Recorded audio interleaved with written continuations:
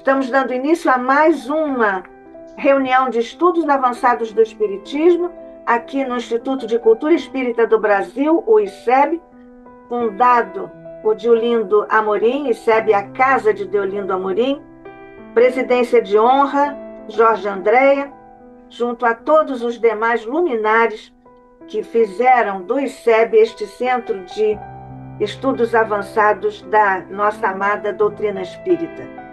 E neste momento, Jesus, lembrando esses pioneiros que nos garantiram esta herança tão delicada, sutil e iluminada pelo teu coração, Mestre, nós, ao te agradecermos por tudo isto, ainda te rogamos. Fica conosco, abençoa o Instituto de Cultura Espírita do Brasil e todos os que de boa vontade, com sinceridade e amor ao teu Evangelho e à doutrina espírita, estamos a ele, ICEB, vinculados, rogando, Mestre, de teu coração, a renovação de bênçãos por sobre todos os que estamos referenciados nesta hora ao teu coração e ao ICEB. Fica conosco, graças te damos muito especialmente.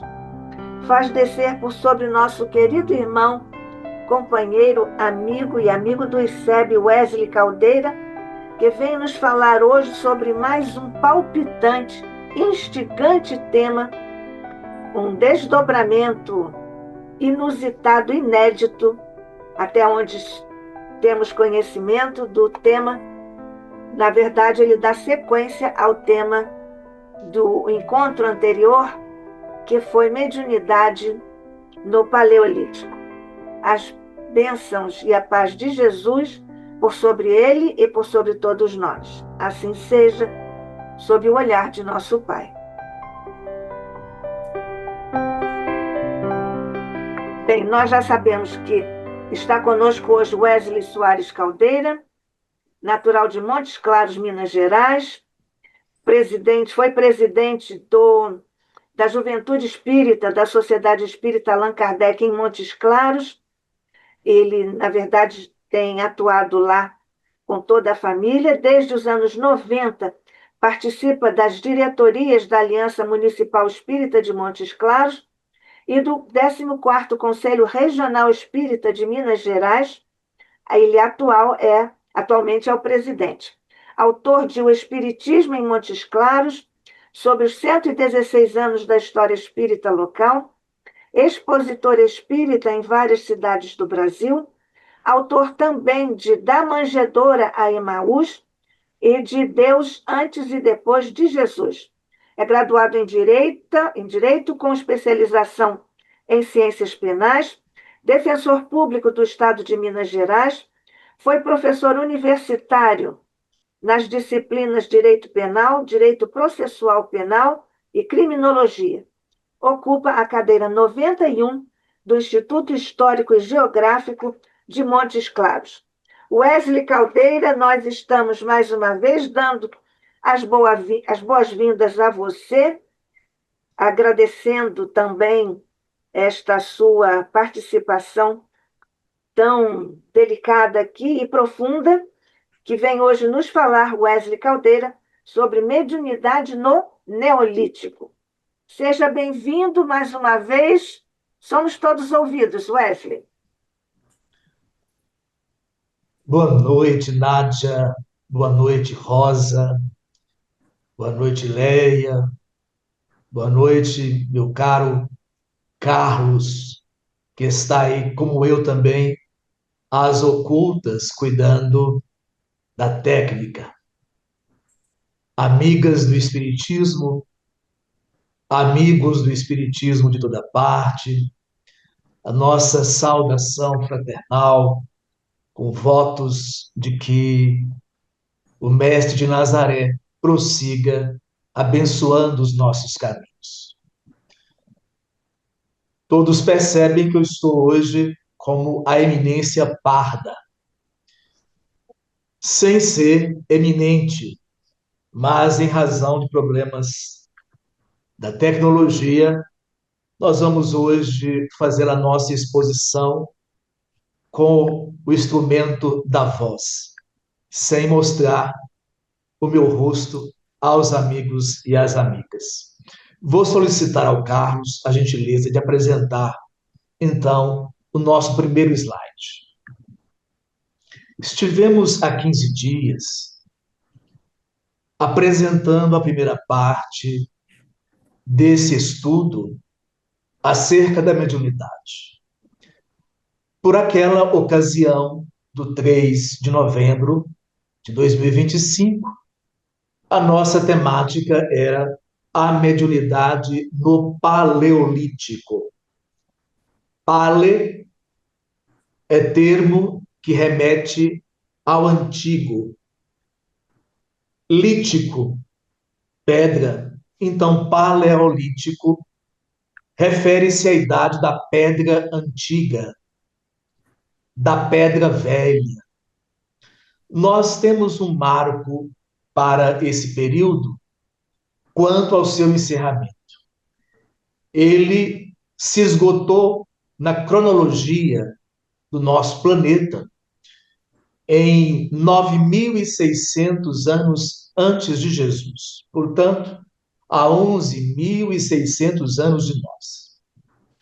Naquele encontro, nós dizíamos genericamente que o Paleolítico ele se concluiu há 10.000 anos antes de Jesus ou há 12 milênios de nós. Mas hoje vamos tratar com um número preciso, 9.600 anos.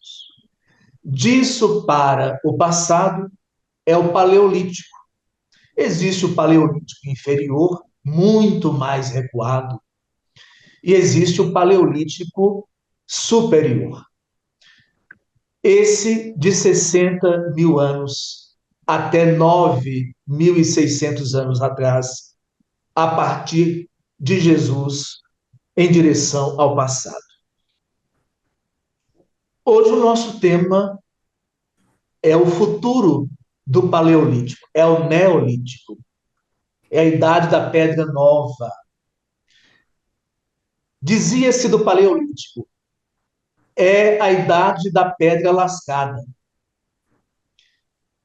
E podemos dizer do Neolítico, é o período da pedra polida. Entre o recurso tecnológico com a pedra lascada e a pedra polida, nós temos uma nova fase de realizações do Homo sapiens sapiens. A mediunidade no Paleolítico nos convidou a examinar, sobretudo, um evento que a paleoneurologia e que a antropologia chamam de explosão criativa do Paleolítico superior. Nós vimos aquele encontro que uma retumbante modificação cultural se exprimiu entre o Homo sapiens sapiens por volta de 60.000 anos atrás.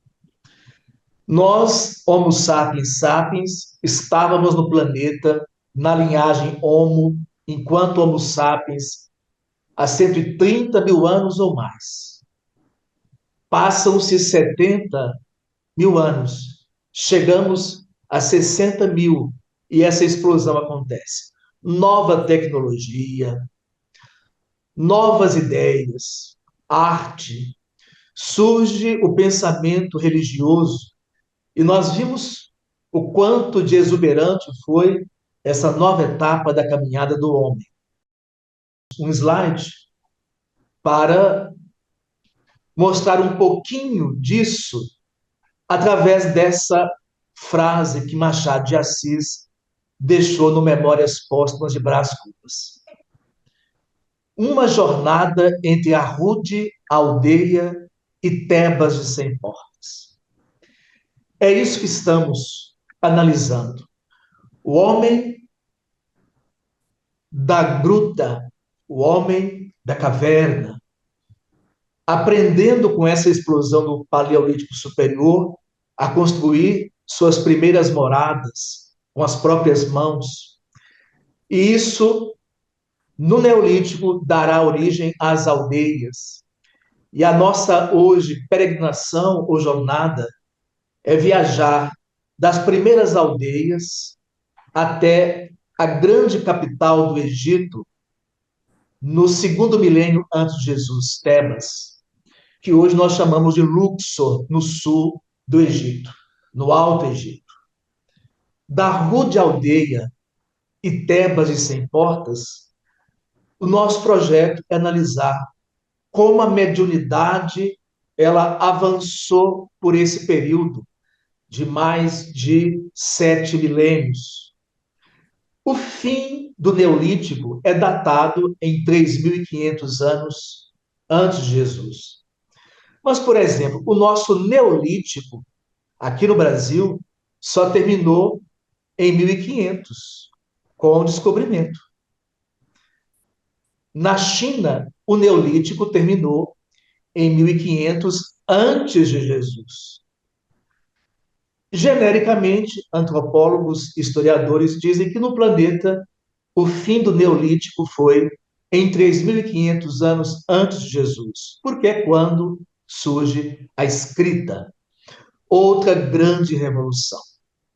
Paleolítico, Neolítico e História são marcados da cronologia do nosso planeta através de 3 grandes revoluções. Lá no Paleolítico Superior, a primeira revolução cultural. Até 60 mil anos, a nossa evolução era muito mais biológica. Avançamos o princípio inteligente pelas linhagens Homo, mas desde 60 mil anos para cá, o nosso desenvolvimento é muito mais cultural do que biológico. Então, estamos avançando extraordinariamente por essas revoluções culturais. A primeira foi a da explosão criativa, que mencionamos. A segunda veremos hoje, a agricultura. E a terceira grande revolução é escrita 3.500 anos antes de Jesus. Uma imagem icônica da revolução cultural do Paleolítico Superior. Esse bisão pintado numa gruta no norte da Espanha, na gruta de Altamira, uma descoberta de 1789. Temos, na sequência, a caverna na França, de Lascaux. E vimos que nessas fases remotas da nossa caminhada, a mediunidade aflorou. A partir do momento que uma nova fisiologia cerebral surgiu em nosso perispírito, através de um novo movimento de unidade e sincronia do centro de força ou chakra coronário com o centro de força ou chakra cerebral. É de 40 mil anos atrás, esse marco desse período, um dente de mamute esculpido e apresentando uma miscigenação de figura humana com a de um leão. Na verdade, esse dente de mamute, ele foi assim esculpido para representar uma pessoa, que podia ser homem ou mulher. Nós os chamamos de xamãs, os médiuns do período do Paleolítico.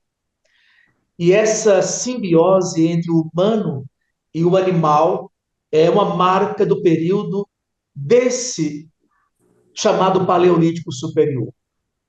Nós buscamos a inspiração nas forças dos animais, uma explicação para a nossa presença no mundo e para os poderes que regem o mundo. Vimos então que os centros de força coronário e cerebral entraram nesse movimento sincrônico de trabalho e sintonia, e nós vivenciamos uma mudança profunda, não só na fisiologia espiritual, em termos de perispírito, mas também isso desencadeou uma modificação profunda na relação da nossa mente perispiritual com a nossa mente cerebral, através de mudanças que se processaram na região do diencéfalo, do tálamo. Dirá então André Luiz no livro Evolução em Dois Mundos, que deu-se uma expansão da consciência cerebral. E nós então nos vimos mais aptos a pensar, a desenvolver ideias que trouxeram uma dinâmica mais construtiva e produtiva para a nossa vida social. Naquele encontro, nós estivemos estudando análises que fizemos no livro Deus e Depois de Jesus, no capítulo 2, Mediunidade e Fenômeno Religioso. Hoje nós começamos examinando alguns aspectos trazidos no capítulo 3 do livro, A Aurora dos Deuses.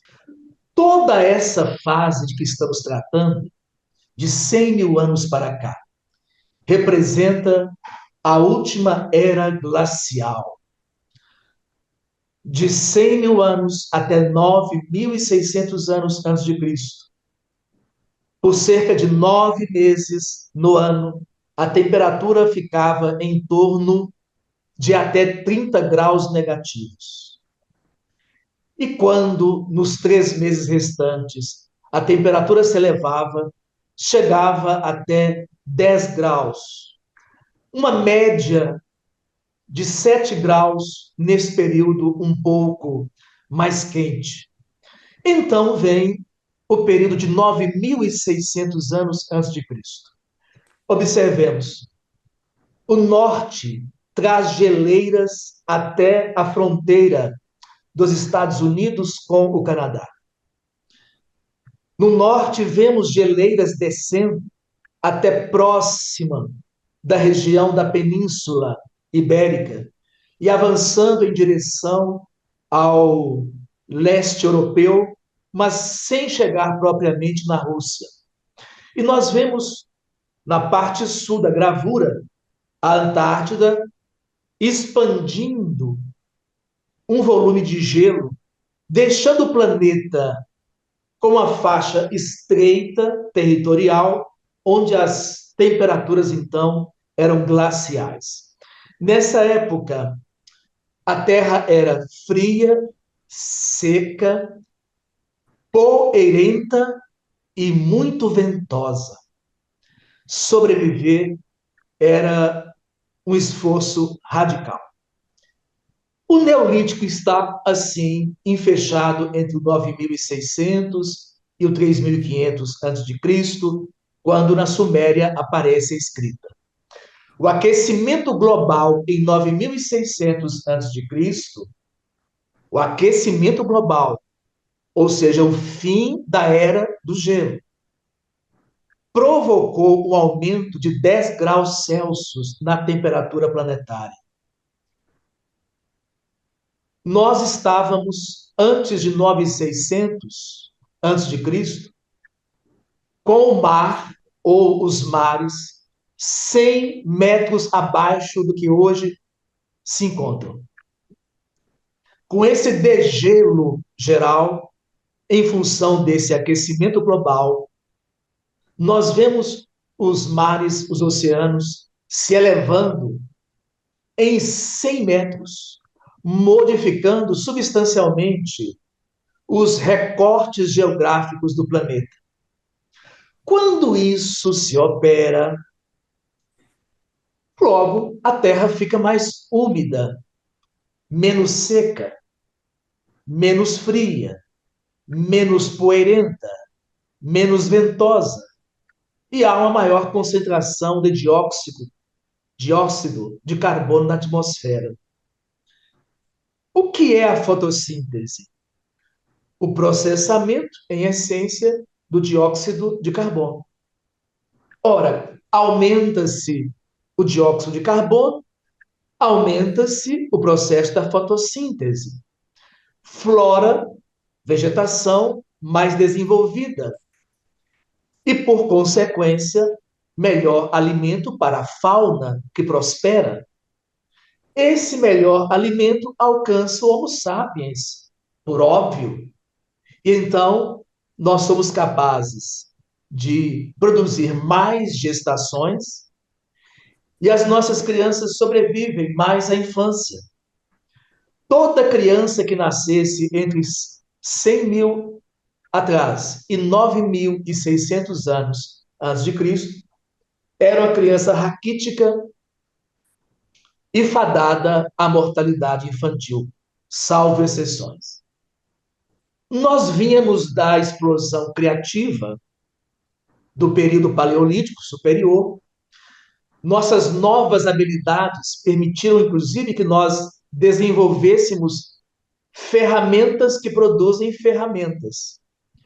E começamos os nossos primeiros projetos científicos, porque há 25 mil anos atrás, nós já tínhamos a ideia de contar o tempo e produzir calendários. Mas isso falaremos um pouco melhor daqui a pouco.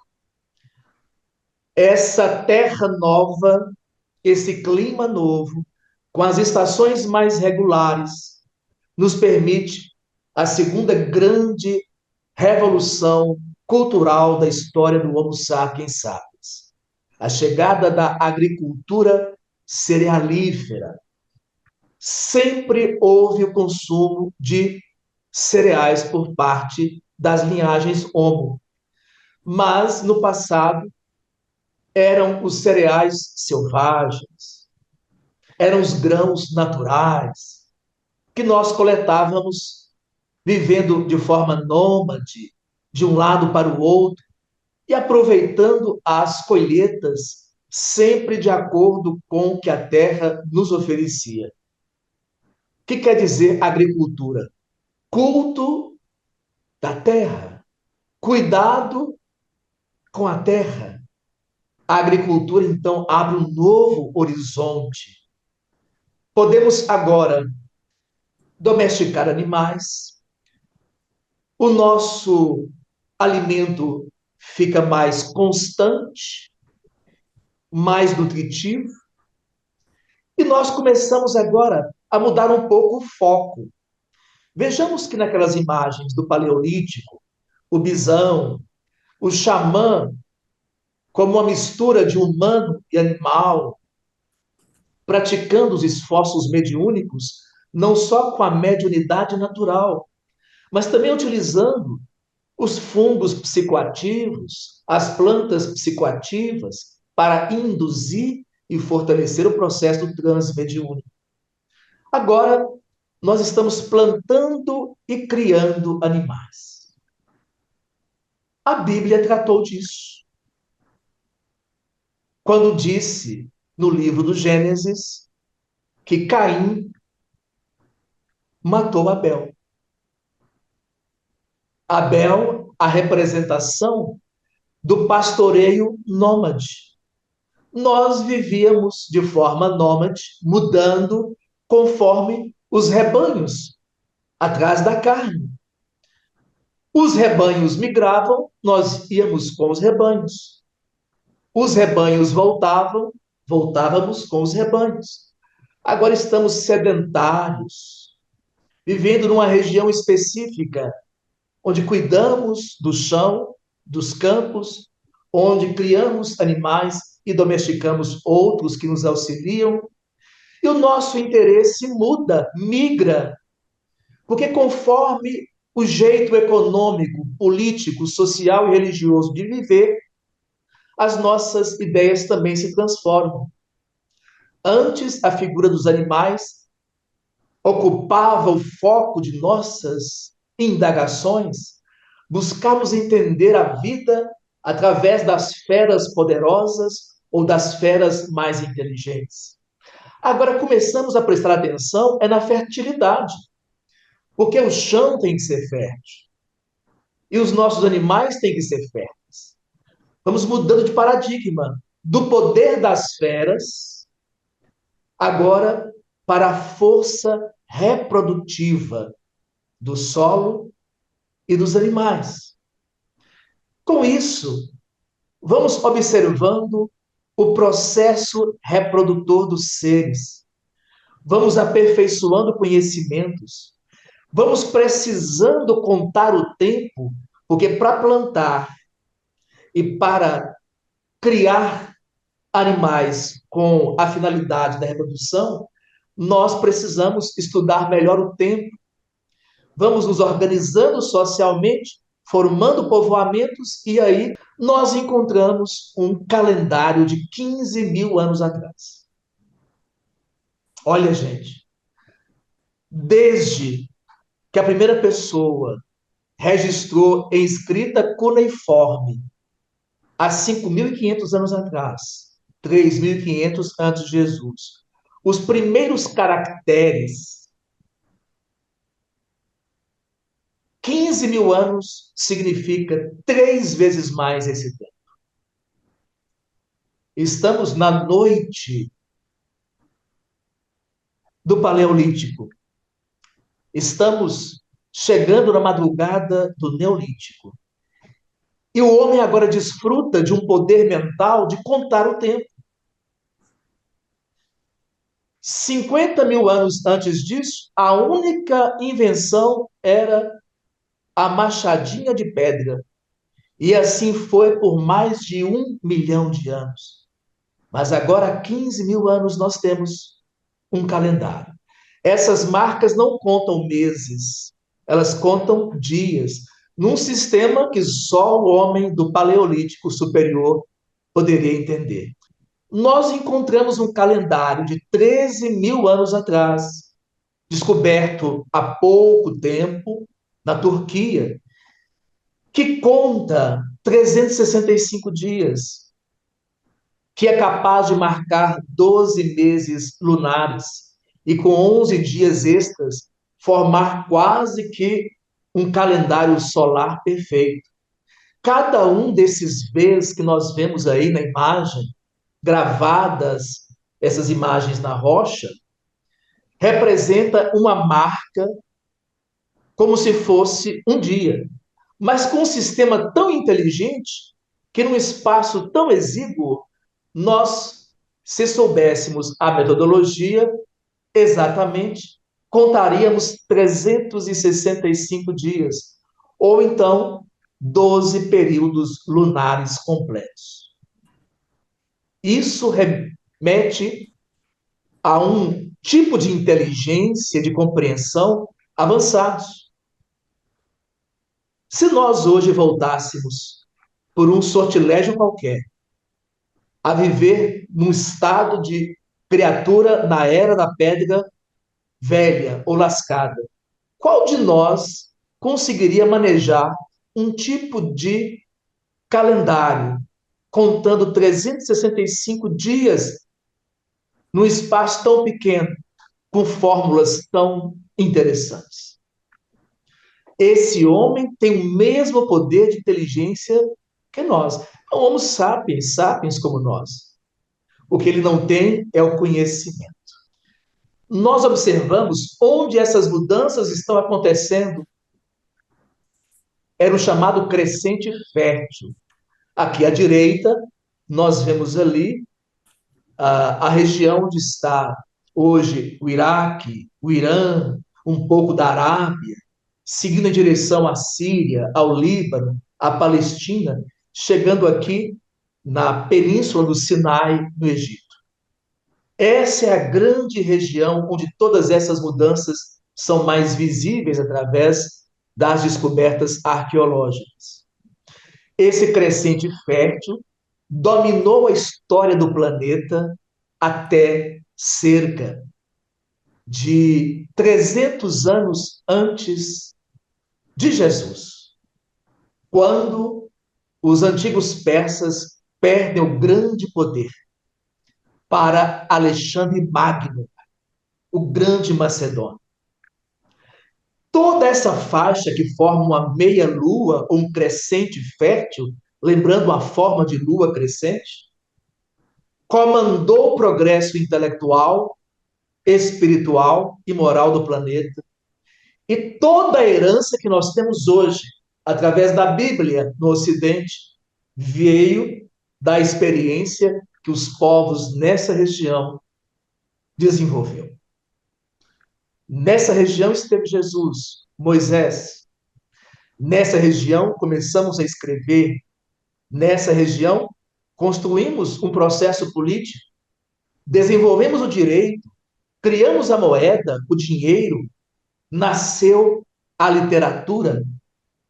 O livro mais antigo que nós temos notícia, a Epopeia de Gilgamesh, um livro bonito e instrutivo de se ler, escrito 3.000 anos antes de Jesus. Em A Epopeia de Gilgamesh, por exemplo, nós aprendemos que aquele que foge da luta perde a paz.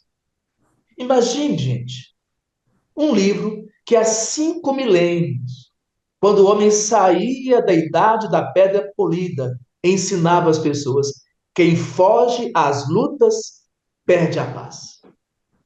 É como se fosse um conceito espírita. Quem foge à luta perde a paz. Vimos esse slide no encontro passado para falar da caminhada da linhagem Homo até chegar ao instante em que nos encontramos enquanto Homo sapiens que somos. E dizíamos, nesse período de 2 milhões de anos, vivemos sem pensar na vida e morríamos sem pensar na morte, até a chegada da explosão criativa do Paleolítico Superior. O Carlos vai mostrar para a gente agora uma imagem dessa árvore que constitui a nossa base, de onde vem a nossa cepa de Homo sapiens, que podemos ver aqui no alto. Agora, gente, por que trouxemos essa imagem? Porque quando os assuntos são antropologia evolucionista, paleoneurologia, nada é como a matemática, nada é certo. Vejamos, em 2015, apareceu, como vemos no centro, uma nova espécie Homo, a espécie Homo naledi, lá no sul da África, na África do Sul. Uma espécie com 1,5 metro de altura e um cérebro do tamanho de uma laranja, 3 vezes menor que o nosso. Aqui nós temos uma representação do Homo naledi. No encontro passado, nós dissemos que foi há 100.000 anos a primeira vez que o ser humano sepultou ritualisticamente os seus mortos queridos. Fizemos uma abrangente abordagem a essa questão. Então, em terras de Israel, nós temos uma caverna onde os corpos de Homo sapiens mais antigos, sepultados, com cuidados e com rituais religiosos, isso tudo datou-se de 100.000 anos atrás. E não é que agora, em 2015, nós descobrimos na África do Sul essa nova linhagem que parece que sepultava os seus amados há 300.000 anos atrás? E vejamos, nessa imagem, a formação do lugar. A caverna Rising Star, ou Estrela Nascente, na África do Sul. Túneis, descendo por regiões estreitas, perigosas. Vejamos a certa altura que para atravessar essa pequena área, toda a largura do espaço era de 20 centímetros. Tinha que se espremer esse homem na LED para atravessar com o corpo de um amigo, de um filho, de um pai, de uma mãe, de um ente querido, esse espaço e descer aí em direção ao poço por um espaço de 60 centímetros de largura por 15 a 17 metros. Um grande perigo à própria vida. Para colocar nessa câmara à direita, que traz um colorido laranja, os seus amados, os restos das pessoas queridas. Então, hoje a ciência discute. O homem na LED fazia sepultamento religioso? Fazia sepultamento ritual? Há um grande debate. Tudo que diz respeito às linhagens Homo são normalmente o fruto de pesquisas provisórias. Então, tomamos por gancho essa nova descoberta para levar a gente a um novo slide. Antes de 1994, a ciência dizia: nós começamos a produzir o alimento através da agricultura, fomos nos unindo em grupos e formamos aldeias. Nas aldeias, nós procuramos um jeito de socializar, um jeito de produzir regras, de fazer controle social e inventamos os templos e as religiões. Bom, até 1994, essa era a teoria geral. Nós descobrimos no sudoeste da Turquia Göbekli Tepe. Essa área cerimonial está datada de 13 mil anos atrás. Ou seja, dentro do Paleolítico Superior, no final do Paleolítico Superior. Nessa época, qualquer ferramenta era de pedra. E nós ainda não tínhamos o conhecimento para plantar e viver através da agricultura. Por isso que na Bíblia se diz que Caim matou o seu irmão Abel. Abel, pastor, representação do Homo sapiens que vivia nômade em busca de manadas nômades. Caim é o agricultor. Caim é o homem gregário que vive sedentarismo. E antes que Caim matasse Abel, no tempo em que Abel comandava simbolicamente o espírito humano, através da ânsia de caminhar, de migrar, de buscar e coletar caça e grãos conforme as estações sazonais, nós criamos isso. Vamos ver agora uma outra imagem desse cenário. Göbekli Tepe fica num monte da Turquia. Não há aldeias nessa região. O que nós vemos é um centro cerimonial. Pergunta à ciência: seria Göbekli Tepe o primeiro templo da história? Mas que templo é esse? Vejamos.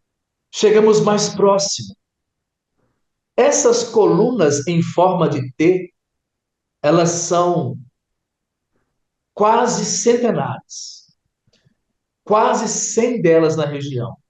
Elas pesam, em média, 15 toneladas. Como é que foram organizadas? Com que tecnologia isso foi produzido?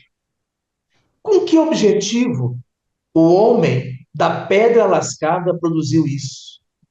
Nós não vamos considerar nenhuma hipótese alienígena. Não precisamos de hipóteses extraterrestres para explicar isso. Observamos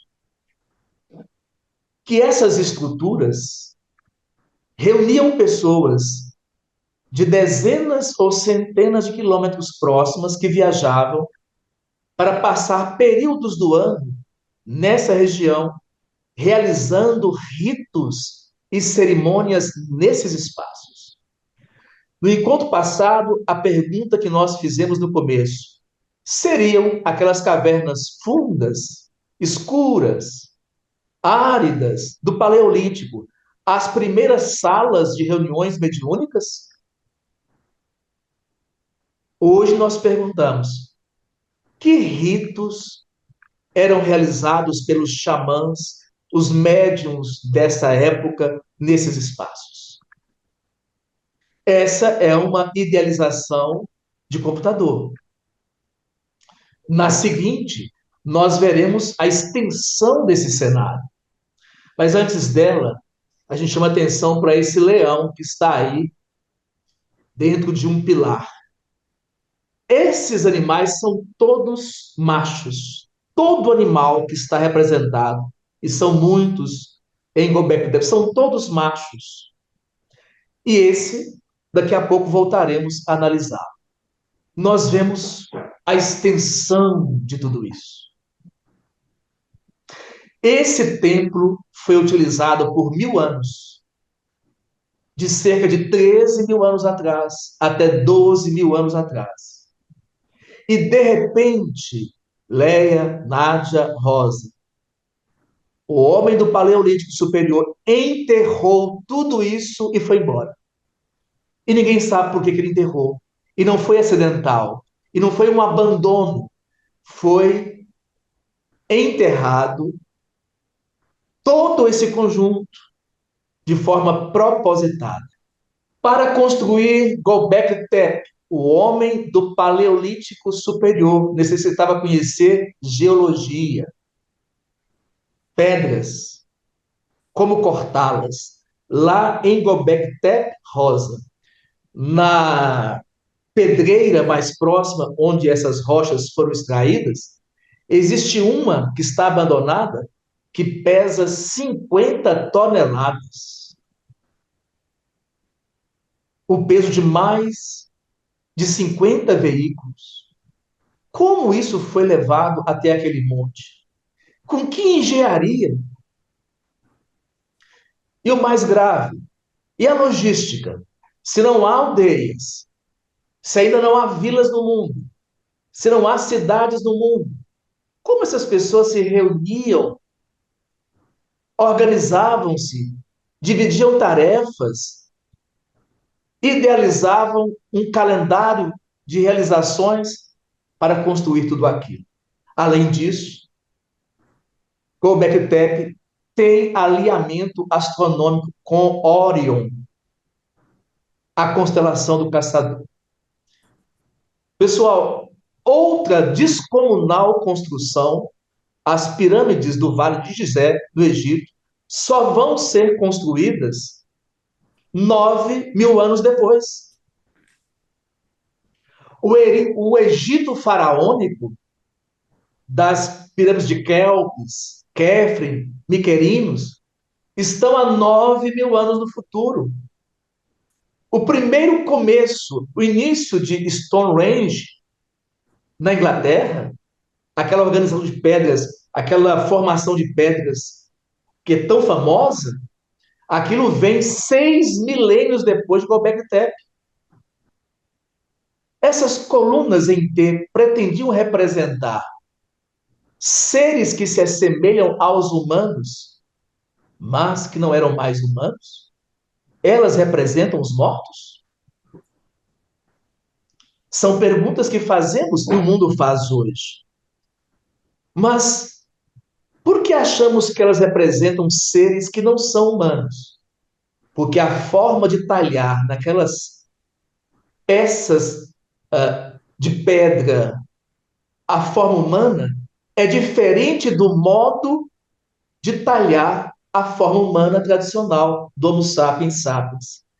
É como se fosse um humano diferente, um humano que não é mais humano. Por que essas estruturas estão alinhadas com o cinturão da constelação de Órion? As 3 pirâmides de Gizé estão alinhadas conforme Órion.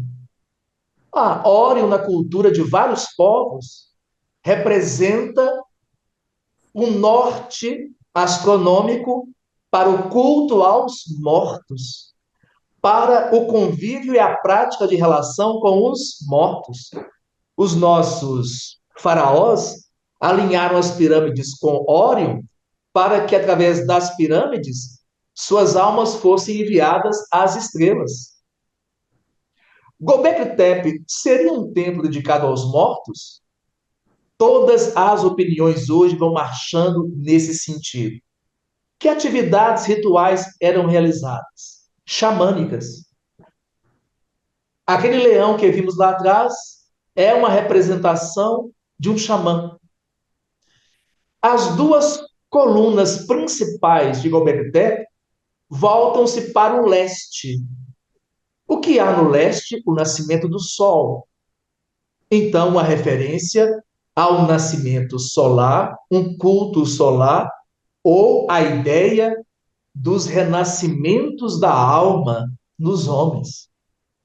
A reencarnação costuma ser representada nessas épocas através de localização do artefato, do túmulo, ou da construção voltados para o leste.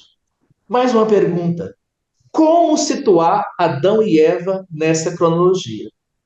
Eu falei do homem na LED ainda há pouco para destacar que, em termos de evolução biológica, as provas são limitadas.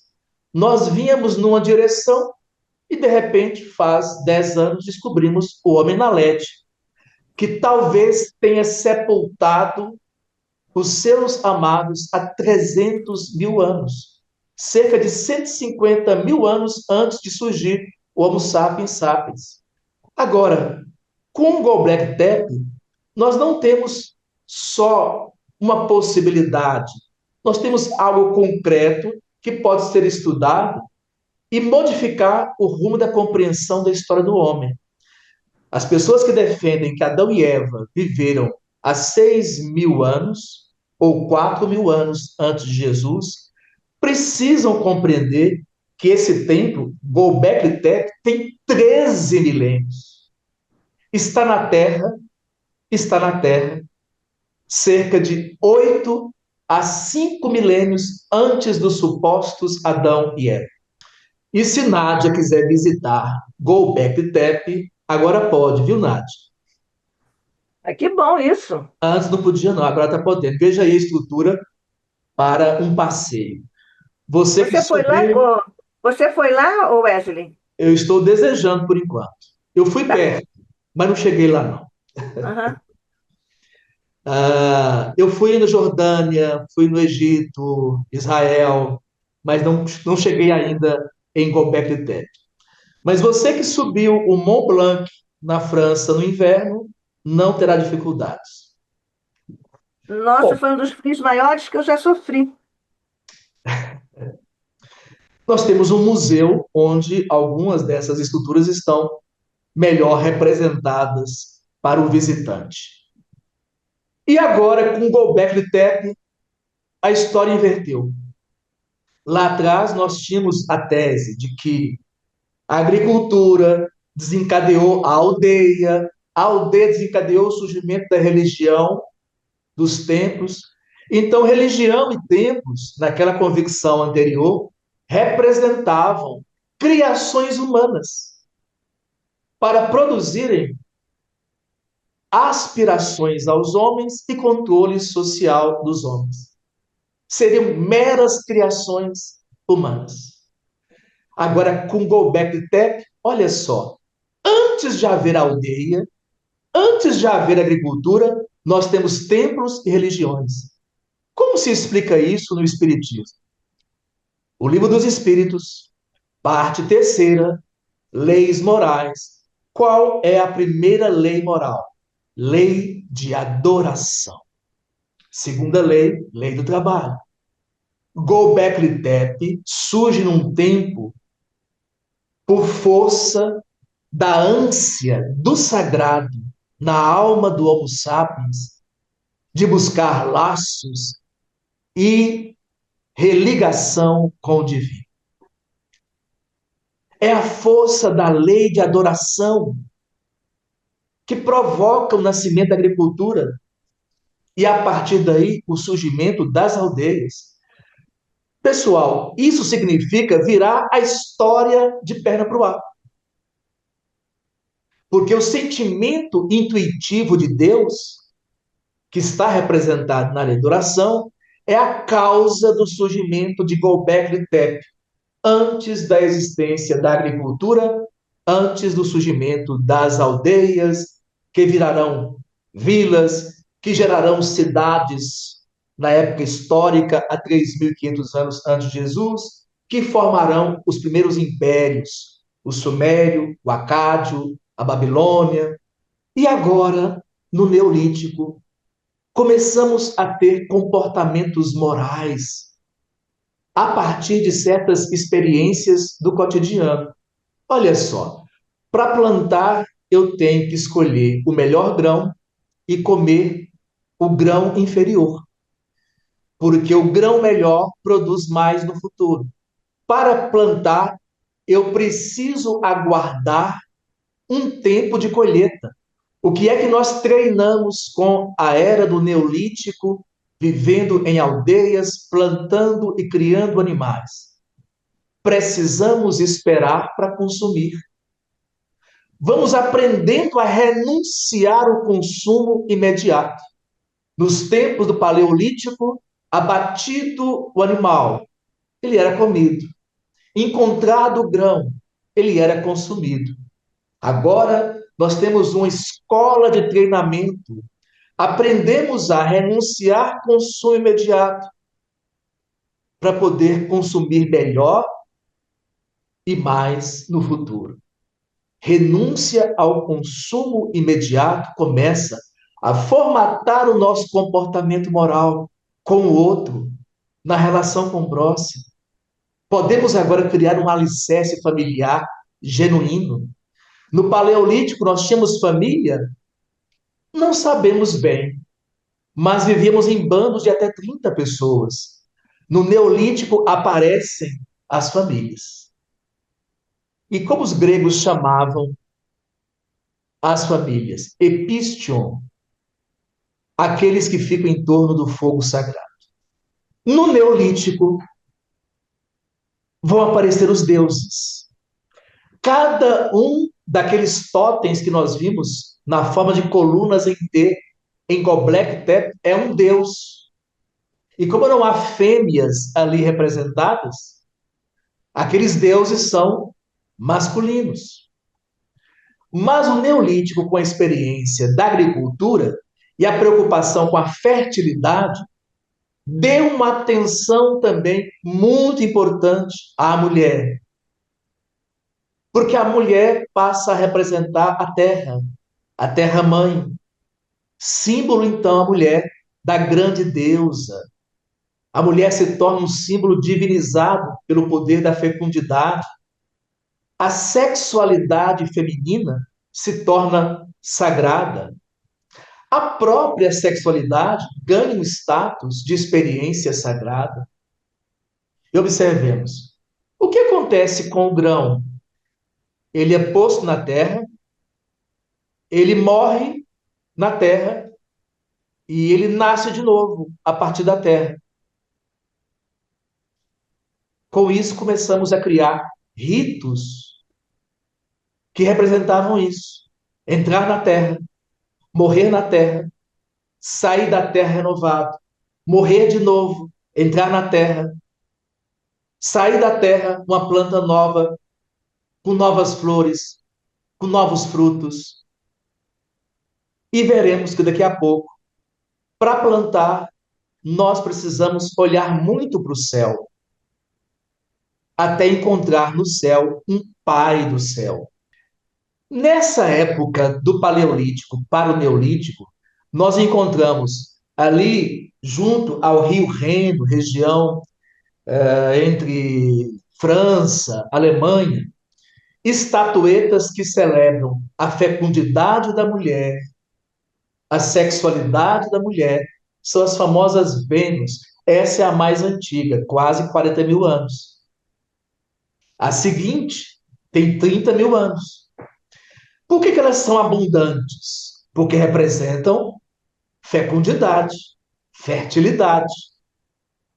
Por mais que as mulheres não gostem tanto das formas abundantes, isso representava para o homem do Paleolítico e do Neolítico não a abundância física, mas a abundância da fecundidade. Mas havia também representações da beleza real feminina, como essa Vênus de 29 mil anos encontrada na França. E até parece minha esposa, viu, Nádia? Entre os deuses e as deusas, no Neolítico, a grande ânsia de devoção era às deusas. As deusas eram mais importantes do que os deuses. Sempre fecundas e virgens.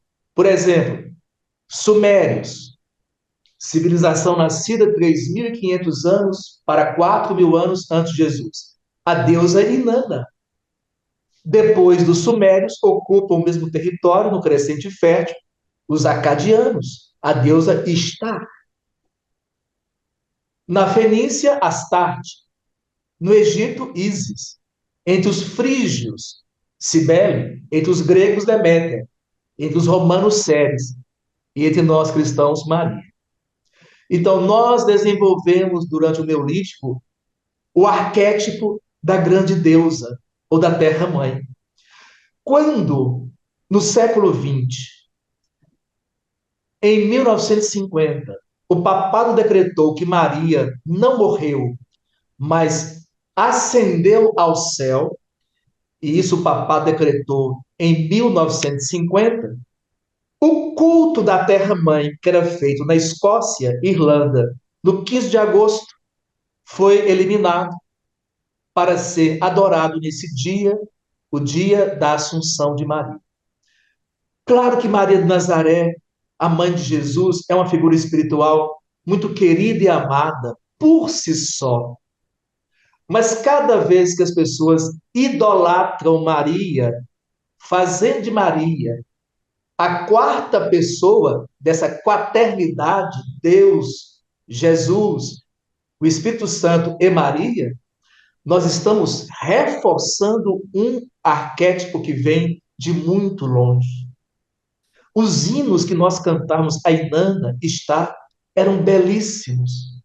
As poesias que fizemos para Ísis, incomparáveis. Quanto de Ísis nós cristãos copiamos da literatura para, com títulos, homenagear Maria, a mãe de Jesus? Então, é no Neolítico que a ideia da reencarnação se desenvolve.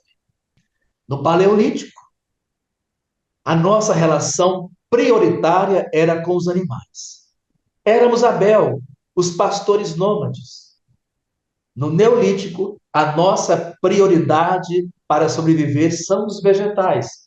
Somos Caíns. No Neolítico, a grande busca é de fertilidade. A terra e a mulher são os grandes símbolos. Terra e mulher são chamadas de mãe. E a palavra mãe vem de mater, que vem de matéria. A semente morre para um novo nascimento. As primeiras ideias consistentes sobre reencarnação aparecem no Neolítico. Pela ideia que nós desenvolvemos de que os seres são como os vegetais. A nossa alma, a semente, ela volta do obscuro, do profundo, e ela renova a sua marcha na superfície através de um novo caule, folhas, copa, flores, frutos. Então nós temos aí um marco importante para as crenças reencarnacionistas. Os demais deuses surgem da relação entre a terra-mãe e o céu. Os elementos do céu são luminosos. Logo, os deuses também são luminosos. E isso era corroborado pela vidência dos espíritos superiores. Nessas épocas, nós representávamos o que era superior com luminosidade. Agora, vai passando o tempo e vamos observando que tão importante quanto a terra na fecundidade é o céu, porque dele vem a luz do sol, dele vem o ciclo lunar, e do céu nós temos também a chuva. A agricultura é um consórcio de terra e clima. No começo, demos mais atenção às deusas. Com o tempo, passamos a olhar o céu em busca dos sinais para plantar no calendário solar ou lunar, de sinais sobre a chegada das chuvas. E olhando o céu, nossa mentalidade íntima também vai mudar. A vida nas aldeias aumenta o valor das habilidades tidas como masculinas, combater e administrar. Lá no Paleolítico, os xamãs podiam ser homens ou mulheres. Eram pessoas que entravam em transe, faziam transe mediúnico, faziam a relação com o mundo espiritual. traziam orientações sobre onde encontrar comida, água, de onde extrair vegetais que pudessem ser curativos, como tratar enfermos. Tudo isso vinha do xamanismo. Mas na era nova das aldeias, no crescente fértil, agora nós temos as religiões se estruturando, os templos sendo construídos, e uma nova figura nasce na história, o sacerdócio, gente. Primeiro, os médiuns, aqueles que faziam a ponte entre as duas realidades, a visível e a invisível. O sacerdote não precisa ser médium. E nesse mundo novo da agricultura, onde a força para combater e proteger e a energia para administrar estão mais presentes nos homens, no masculino, normalmente os sacerdotes são homens. Não precisam do transe, basta que realizem ritos e sacrifícios. Lá em Göbekli Tepe, há 13 mil anos, o Homo sapiens do Paleolítico vivia a religião da natureza, a religião através da mediunidade, o encontro com o invisível. No Neolítico, aldeias, cidades, templos, religiões, o patriarcado se difunde. O sacerdote é quase sempre o homem, que não é médium, e realizando ritos e sacrifícios, ele vai exercer o seu papel. Aí surge uma regra que é apresentada pelo historiador Frédéric Lenoir, que é francês, onde o sacerdócio desponta dominador, a mediunidade é sufocada. Nós vimos isso em vários períodos da história do homem. O que aconteceu na Idade Média com a mediunidade? No auge do poderio católico, onde o sacerdócio se faz dominador, a mediunidade é sufocada. Do paleolítico para o neolítico, transitamos do feminino para o masculino, do xamã ao sacerdote, do transe mediúnico, agora para cerimônias sacrificiais. No tempo de Jesus de Nazaré, o templo de Herodes o Grande, em Jerusalém, matava 1 milhão de animais todos os anos em sacrifício. Estamos percebendo o paralelo? A religião natural busca o invisível, o profundo, o imanente e o transcendente. A religião exterior procura o rito, o sacrifício. E onde a religião exterior é dominadora, a prática da mediunidade é restringida. Assim, entramos no quarto capítulo para tirar alguns extratos do livro Deus antes e depois de Jesus. O globo planetário. Estamos vendo uma mancha verde. Ali está o sul da Rússia. Ali vive um agrupamento humano que receberá o nome de indo-europeu. Esse grupo vai viajar para toda essa região de verde claro. Quando isso aconteceu? Mais ou menos 6 mil anos antes de Jesus. Por que essa movimentação de um grupo que sai e vai para a Europa, vai para o Oriente Médio, para a Índia, para regiões da Sibéria? Por que um grupo tão inquieto? Aí se processam as primeiras reencarnações dos chamados exilados da caverna. Quando? A partir de 8 mil anos atrás.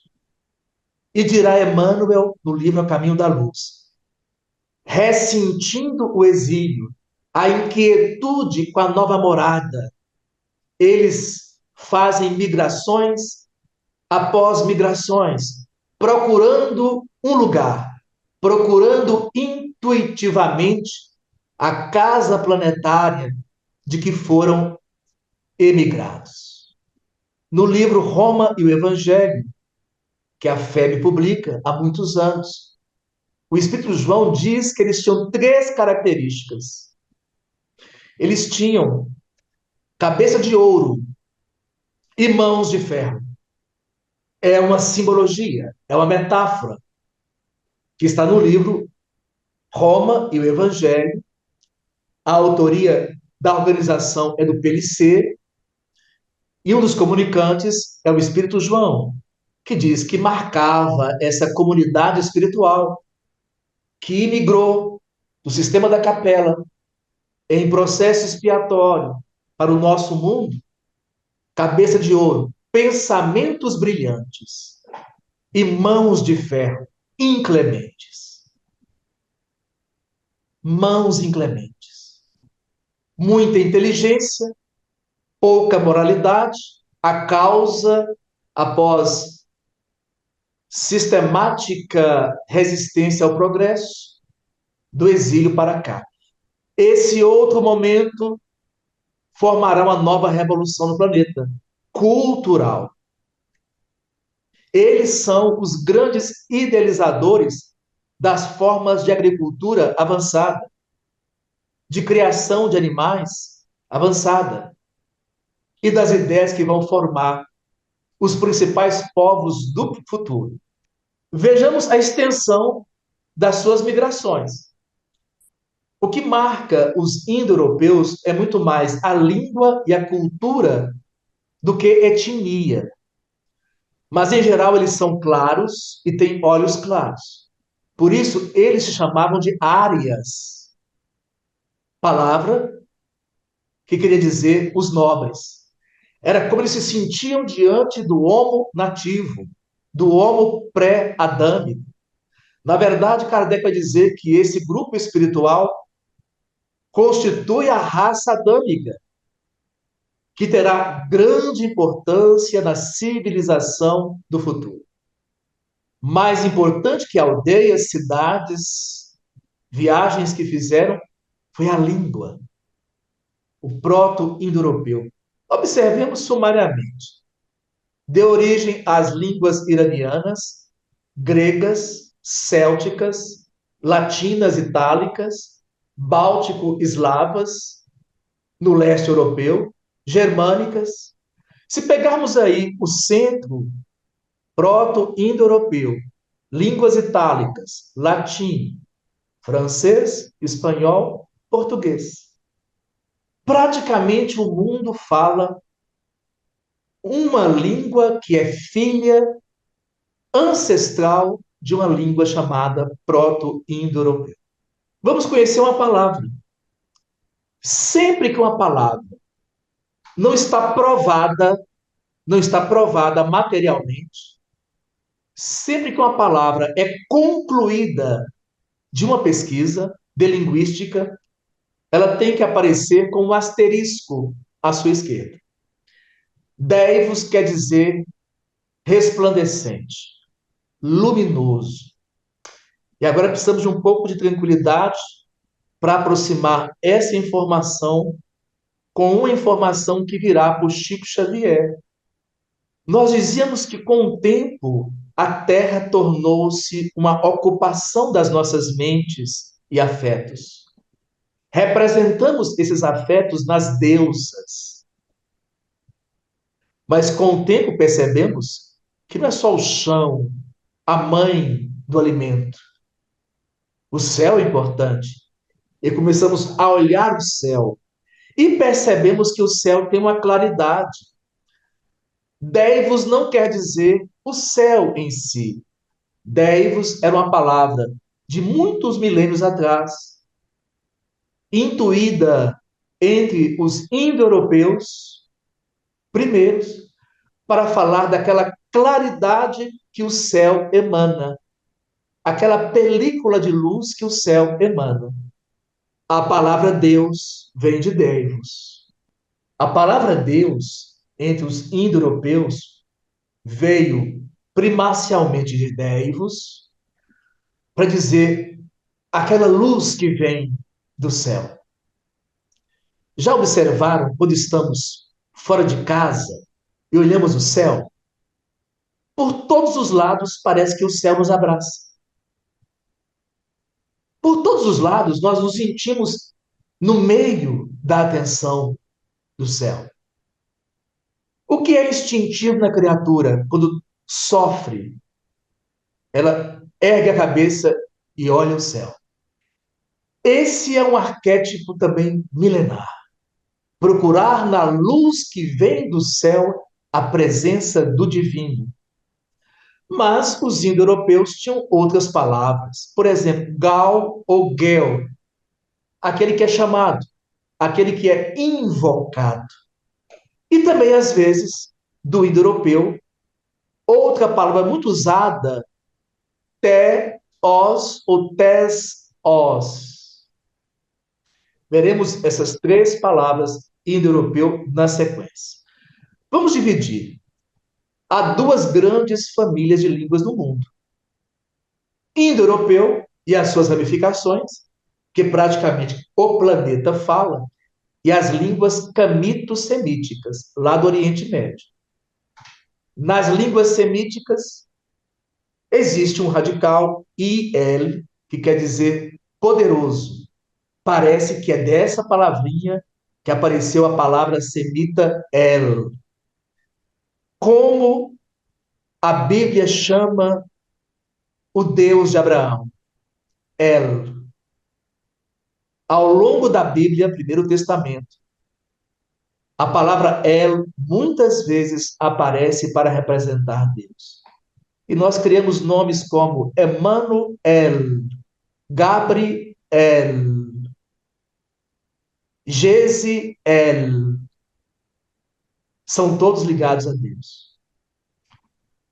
O verbo dei, brilhar, do indo-europeu, que avança em direção a Deivos, o resplandecente, o brilhante, aparece em tempos remotos, associado à palavra pater, pai, Deus luminoso, Deus do céu, pai do céu.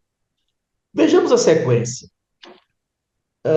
Hoje, o sânscrito, como chama Deus? Deva, derivação de Devos. A língua dos persas, Dev, era como chamavam Deus. Na língua dos persas, Dev. Os célticos, do tempo dos druidas, os gauleses, do tempo dos druidas, como chamavam Deus? Devo. Os lituanos hoje, lá junto ao mar Adriático, deivas, praticamente deivos. Os eslavos chamam Deus de Dievas. E os latinos, ou a Roma antiga, de divos. E os prussianos, povo que antecedeu os alemães até recentemente, deivos. Os indo-europeus, que recebem as primeiras levas dos imigrados do Sebo da Capela, trazem a intuição de Deus e representam essa intuição na palavra deivos.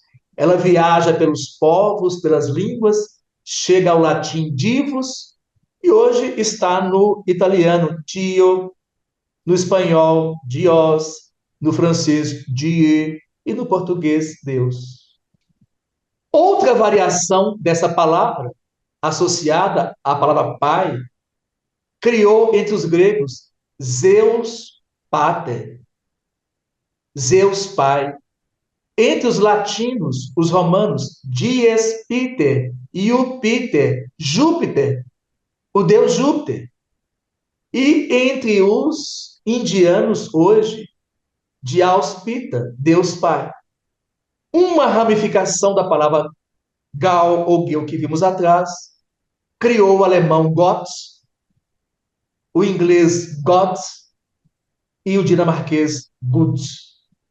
Todas palavras indo-europeias. E então chegamos em Chico Xavier no livro Luz Acima.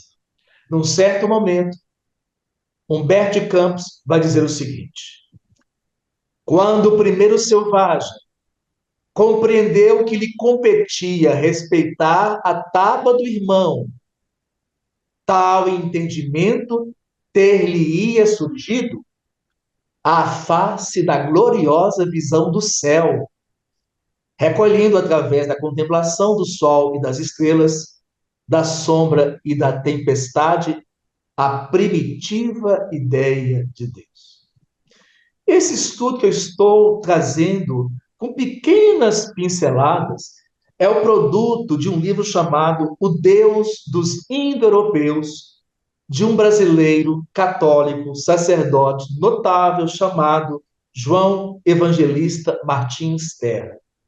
Eu tenho nas mãos um volume de quase 700 páginas para explicar de onde o mundo tirou a palavra de Deus, o nome Deus, e como o nome Deus viajou pela história através das línguas, para dizer que o homem primitivo tinha, através do céu, a intuição do Pai Celeste.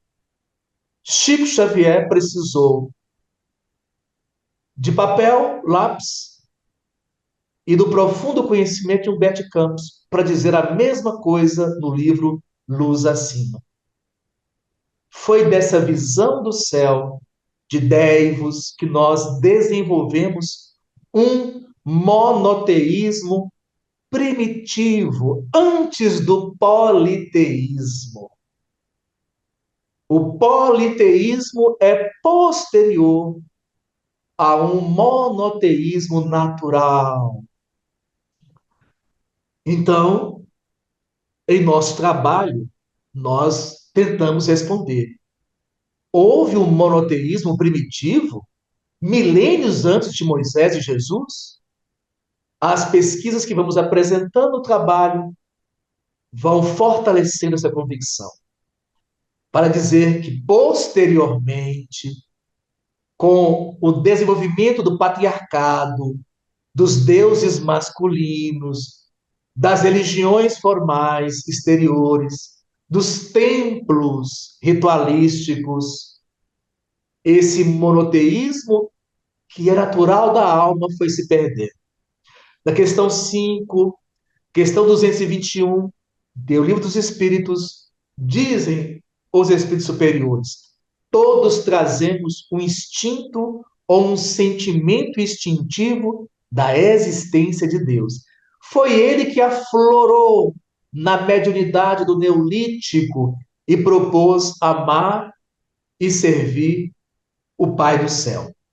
E o Evangelho segundo o Espiritismo vai dizer o seguinte, no capítulo 3, item 8: nos seres primitivos se encontrava latente uma vaga intuição, mais ou menos desenvolvida, de um ente supremo.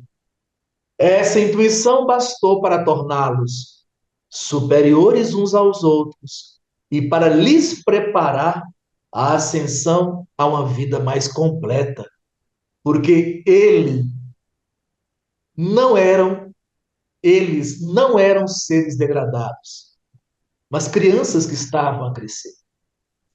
Então, observamos um alinhamento teórico entre o que a pesquisa da evolução antropológica vai encontrando, com a revelação dos espíritos desde a Kardec, nessa citação de O Evangelho segundo o Espiritismo, com aquela anotação magistral do nosso Humberto de Campos, ou Irmão X, que coincide exatamente com as pesquisas que o João Evangelista Martins Terra traz no seu livro O Deus dos Indo-Europeus. Quem não gosta de Leon Denis? Quem não é Leon Dionisiano? Leon Denis é capaz até de formar verbo. Eu, Leon Deniso, tu, Leon Denisas, ele, ela, Leon Denisa, nós, Leon Denisamos. Que coração nobre, que sabedoria espetacular. Gente, cerca de 8.000 anos para 6.000 anos antes de Jesus. O homem olhando o céu e deixando vazar da alma a sua ânsia pela lei de oração, de religação com Deus, olhou o céu, viu uma claridade e disse: dei-vos, Pater, Pai do céu.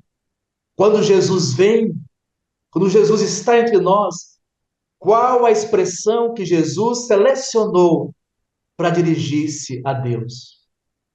Pai nosso que estais nos céus. E Leão Denis diz: o ser divino escapa a toda a denominação e a qualquer medida.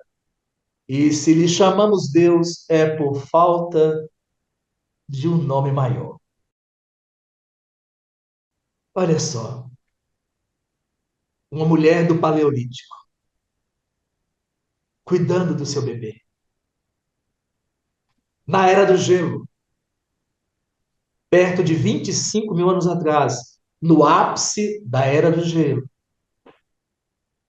Isso no Crescente Fértil.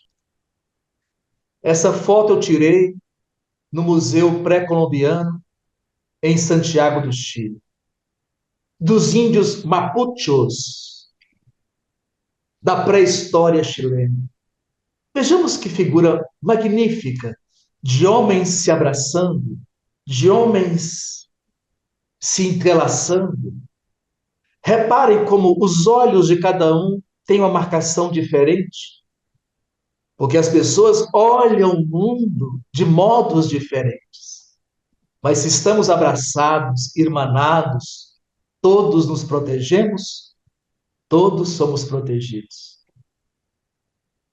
Da aldeia rude a Tebas de 100 portas.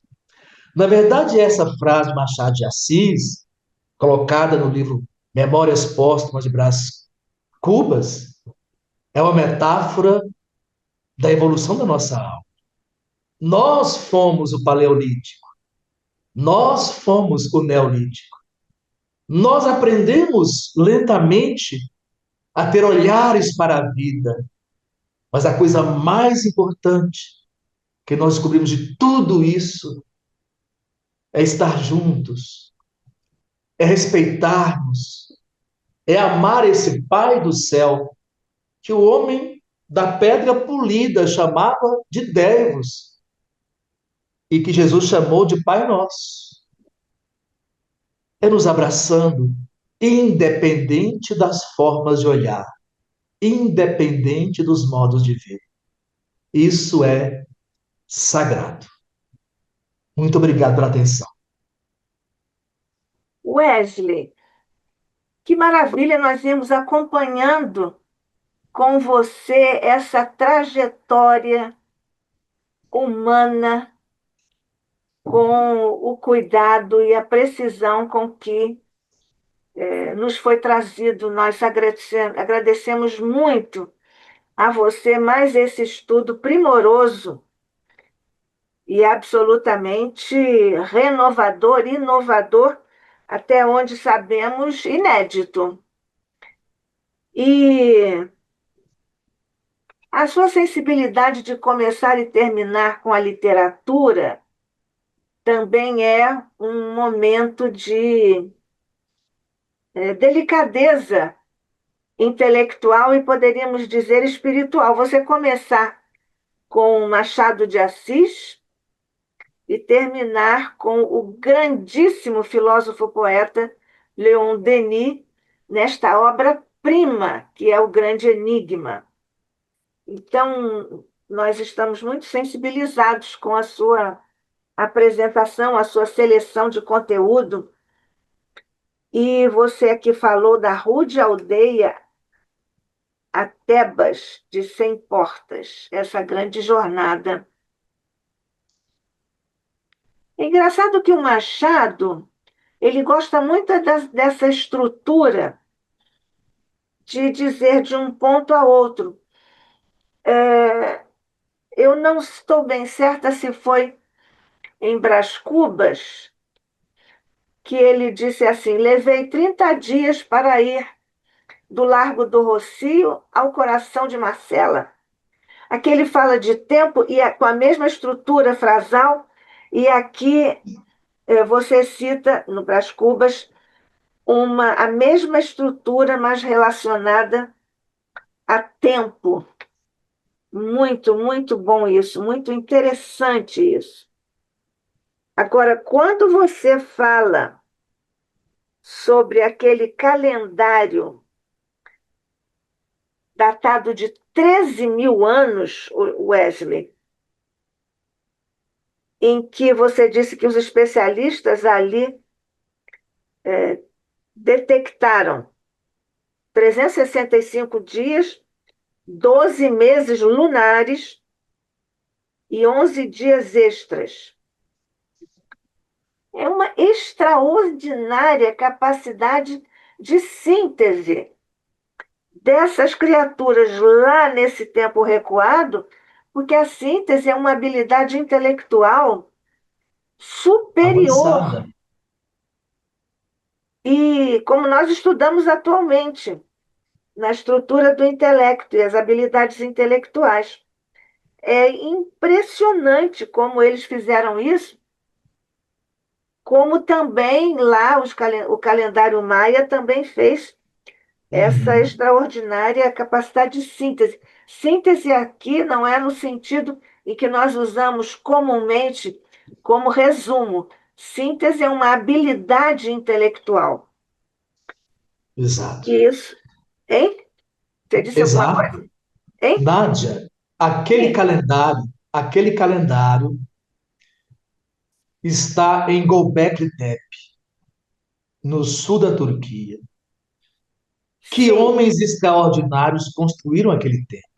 E eles não são os primeiros imigrados do sistema da capela. Eles são nativos do processo evolutivo planetário terreno. E aquilo só pode se desenvolver com a pujança da mediunidade. Lembramos que André Luiz diz no capítulo 3 de Evolução em Dois Mundos que depois daquela relação nova da fisiologia cerebral e perispiritual, o ser humano abriu espaços mentais para nele se derramarem as inspirações dos espíritos sábios. Entre Göbekli Tepe e os indo-europeus, nós temos 3, 4 milênios até a chegada dos capelinos. A capacidade humana é uma coisa impressionante. Então, o Wesley, a chave é a mediunidade. A chave é a A mediunidade. chave é a mediunidade. Muito bem, muito bem. Nós temos aqui. Eu vou só terminar aqui com uma observaçãozinha. Quando você mostrou lá e falou dos mortos e tudo mais, aquelas estátuas que me lembraram o trabalho lá no Recife do grande escultor em Recife, como é o nome dele, que agora me escapa. Eu fui lá e aqui no prédio nós temos uma obra dele. Sabe quem é esse escultor? É um grande escultor lá. Tem até uma espécie de quase que uma cidade, uma aldeia com as obras dele, que agora me escapa o nome dele. Alguém me ajude, por favor. Eu não recordo. Inclusive aqui no meu prédio, condomínio, tem um trabalho dele. Bom, mas enfim, vamos então passar aqui para o. Bom, eu não posso deixar de falar sobre o grande enigma outra vez, que é um deslumbramento. Mas então, vamos lá ver. Há uma mensagem aqui, só com os dedinhos apontados, tudo dizendo que é uma maravilha.